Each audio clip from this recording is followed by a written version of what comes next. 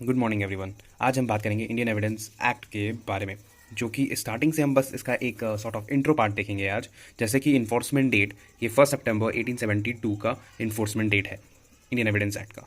Part 1 को अगर हम देखें तो वो 2 चैप्टर से डील करता है। Number 1 is preliminary and number 2 the relevancy of facts, जो कि सेक्शन 5 to 55 तक है। अगर आप बेयर एक्ट हो आपके पास तो आप उसको ओपन करके देख सकते हो। उसका एक्सटेंट जो है इंडियन एविडेंस एक्ट का, वो होल ऑफ इंडिया है। ठीक है, ये अप्लाई होता है सारे जुडिशियल प्रोसीडिंग्स में, जो कि बिफोर एनी कोर्ट हो या फिर कोई भी कोर्ट मार्शल। पर अगर वो court martial other then in चीज़ों से अलग होना चाहिए, राइट। जैसे कि कोर्ट मार्शल जो है आर्मी एक्ट के अंदर, नेवल डिसिप्लिन एक्ट या फिर इंडियन नेवी डिसिप्लिन एक्ट या फिर एयरफोर्स एक्ट, इन सब में जो कोर्ट मार्शल के बारे में बताया गया है उससे अलग होना चाहिए ये कोर्ट मार्शल, राइट। दूसरा, अगर हम बात करें कि कहाँ पे एप्लीकेबल नहीं है इंडियन एविडेंस एक्ट, तो 2 चीज़ें हमें पता चलेंगी। Number 1 is affidavits. अगर कोई भी एफिडेविट प्रेजेंट करता है किसी भी कोर्ट में या फिर किसी ऑफिसर के पास, वो एविडेंस एक्ट उसको कवर नहीं करता। दूसरा, to proceedings before an arbitrator. Arbitrator के समक्ष अगर कोई भी प्रोसीडिंग चलती है तो उसमें भी इंडियन एविडेंस एक्ट एप्लीकेबल नहीं होता। अगर आपके पास बेयर एक्ट हो तो आप उसे देख सकते हो कि सेक्शन 3 जो है इंडियन एविडेंस एक्ट का, वो इंटरप्रिटेशन क्लॉज के बारे में बात करता है। थोड़ा फ़ोन मेरे हाथ में है, इसलिए थोड़ा आप इग्नोर करना अगर ज़्यादा सेक हो रहा हो तो। I am sorry please. अब हम बात करते हैं कि सेक्शन 3 जो है किन किन चीज़ों के बारे में बात करता है। तो सबसे पहले तो हम लोग बेयर एक्ट देखते हैं एक बार। जैसे कि आप यहाँ देख सकते हो क्या दिया है, कोर्ट के बारे में दिया है, फैक्ट के बारे में दिया है, रिलेवेंट फैक्ट इन इशू और भी चीज़ें हैं। तो अब इससे डील करते हैं हम।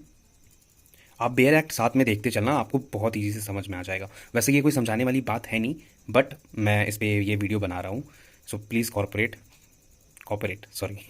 देन कोर्ट, कोर्ट का मतलब होता है जो कि इंक्लूड करे जजेस को या फिर मैजिस्ट्रेट को और कोई भी अदर पर्सन, बस इतना, कोर्ट खत्म। एक्सेप्शन है कोर्ट का, arbitrators legal authorise to take evidence. कोई भी पर्सन अगर लीगली ऑथराइज है कि वो एविडेंस ले सकता है तो वो भी कोर्ट के अंदर नहीं आएगा। इसका मतलब ये नहीं होता कि वो कोर्ट है। दूसरा, फैक्ट हम किस चीज़ को बोलेंगे, तो किसी भी चीज़ को, एनीथिंग, स्टेट ऑफ थिंग या फिर रिलेशन ऑफ थिंग। किसी भी चीज़ का किसी चीज़ से रिलेशन है या फिर capable of being perceived by the senses, या फिर सेंसेस द्वारा उसे पता लगाया जा सकता है, फील किया जा सकता है। या फिर एनी मटेरियल कंडक्ट, कोई भी मटेरियल कंडक्ट हो of which any person is conscious, जिसके लिए कोई पर्सन कॉन्सियस हो। आई होप आपको इससे पहले वाली बात क्लियर होगी। नेक्स्ट हम देखते हैं रिलेवेंट। रिलेवेंट क्या है, तो जैसा कि बताया गया है कि व्हेन कभी भी कोई फैक्ट जो है वो कनेक्टेड है विद द अदर, दूसरे के साथ, ठीक है, इन एनी वे, किसी भी तरीके से, जो कि बताया गया है आपको सेक्शन 5 से 55 के बीच में, ठीक है, जो रिलेवेंसी ऑफ फैक्ट के बारे में बात करता है वो रिलेवेंट है, राइट। नेक्स्ट है हमारे पास फैक्ट इन इशू। हम किस फैक्ट को बोलेंगे कि वो फैक्ट इन इशू है, राइट। तो सबसे पहले इसको देखते हैं कि any fact from which either by itself, ऐसा कोई भी फैक्ट जिससे कि आइदर या उस बाय इटसेल्फ या फिर in connection with other fact, वो तो खुद से रिलेटेड है या फिर किसी और अदर फैक्ट के साथ वो रिलेटेड है। द एग्जिस्टेंस, नॉन एग्जिस्टेंस, चाहे वो फैक्ट हो या फिर ना हो रहा हो, उस पर भी बात हो सकती है ना। नेचर या फिर उसका एक्सटेंट के बारे में बात हो। ऑफ एनी राइट, लाइबिलिटी या डिसएबिलिटी, असिस्टेड है या फिर डिनाइड हो रहा है इन एनी सूट और प्रोसीडिंग में जो कि नेसेसरी फॉलोज, ठीक है। तो कुछ भी ऐसा फैक्ट जो कि जिसके बारे में बात हो रहा है, एग्जिस्टेंस में है या फिर नहीं है, नेचर, एक्सटेंट, राइट, लाइबिलिटी, डिसएबिलिटीज, ठीक है, असर्टेन, डिनाइड, वो सारी कुछ, ठीक है, जो प्रोसीडिंग में चलेंगी। नेक्स्ट इज हमारा डॉक्यूमेंट क्या है। तो document, Indian evidence act document के बारे में ये डिफिनेशन देता है कि कोई भी मैटर जो एक्सप्रेस हो और डिस्क्राइब्ड हो अपॉन किसी सबस्टांस में, लेटर के फॉर्म में, फिगर के फॉर्म में, मार्क्स या फिर कोई अदर मीन्स। दूसरा, इंटेंडेड टू बी यूज्ड, इस तरीके से मतलब इंटेंडेड हो कि वो यूज़ हो सके और जिसको यूज़ किया जा सके फॉर रिकॉर्डिंग दैट मैटर, उस मैटर को रिकॉर्ड करने के लिए, राइट। नेक्स्ट जो है डिफिनेशन दिया है वो एविडेंस का दिया है। एविडेंस 2 फॉर्म में होता है, एक ओरल और दूसरा डॉक्यूमेंट्री।